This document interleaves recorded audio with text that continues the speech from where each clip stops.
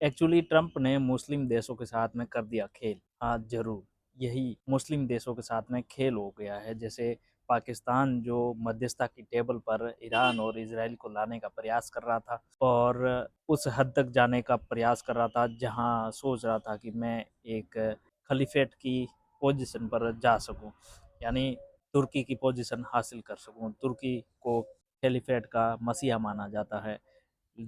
वैसे ही पाकिस्तान चाहता है कि कैलिफेट का मसीहा मुस्लिम ममालिक देशों में पाकिस्तान को माना जाए। हर एक मुस्लिम देश पाकिस्तान को खिलाफ खलीफा का एक उत्तराधिकारी मानकर आगे चलते रहे। पाकिस्तान कुछ हद तक सफल भी हो रहा था, लेकिन उसी समय ट्रंप ने एक स्ट्रोक मारा और उस स्ट्रोक में पाकिस्तान जैसे कई मुस्लिम देश एकदम पस्त पड़ गए। इसका नमूना खामियाजा यह माना जा सकता है कि ट्रंप ने एक ही मुश्त में कहा, एक कॉन्फ्रेंस कॉल में बताया कि आपको अब्राहम अकॉर्ड पर साइन कर देने चाहिए, अब्राहम अकॉर्ड से आपको इसराइल को मान्यता दे देनी चाहिए।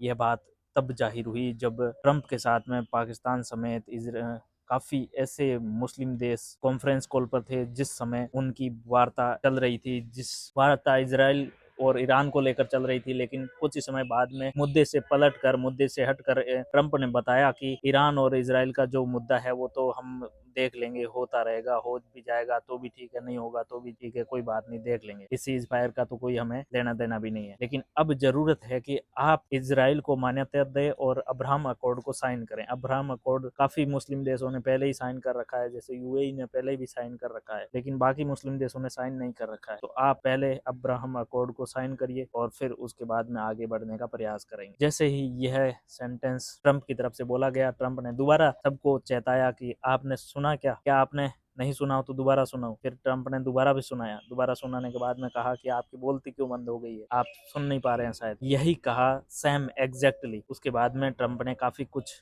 चीजें बतलाने का प्रयास किया कि अब्राहम अकॉर्ड साइन करने के बाद ही मुद्दे और मसले हैं जो सुलझेंगे, उसके बाद में आगे फ्लरिश करते रहेंगे। जो मुस्लिम देश अब्राहम अकॉर्ड को साइन कर रहे हैं फलते फूलते रहेंगे, बाकी के साथ में जो हरजाना होने वाला है वो तो दुनिया देख ही रही है ईरान को लेकर। लेकिन इस बीच पाकिस्तान के यानी फील्ड मार्शल के साले साहब जो गृह मंत्री हैं वो जाते हैं ईरान, और ईरान में काफी कुछ मशक्कतें और बातचीत होने के बाद में वापस आते हैं और उसके बाद वो चीन जाते हैं। चीन की यात्रा होती है। चीन की यात्रा के बाद में वापस पाकिस्तान पहुंचते हैं। चीन की यात्रा के बाद में अमेरिका काफी हद तक नाराज रहा था और नाराजगी का यह पैमाना इस कदर दिख रहा था कि पाकिस्तान दो फ्रंट पे खेल रहा है। पाकिस्तान सोच रहा है कि हम चाइना से भी बातचीत पर रहें, ईरान से भी रहें, लेकिन अमेरिका से भी रहें। इन तीनों को साथ लेकर चलने की जद्दोजहद में पाकिस्तान कहीं ना कहीं कुछ आंकड़े खोते हुए चल रहा है, जिसके चलते अमेरिका पीछे हट गया तो पाकिस्तान का कुछ भी बचने वाला नहीं दिख रहा है।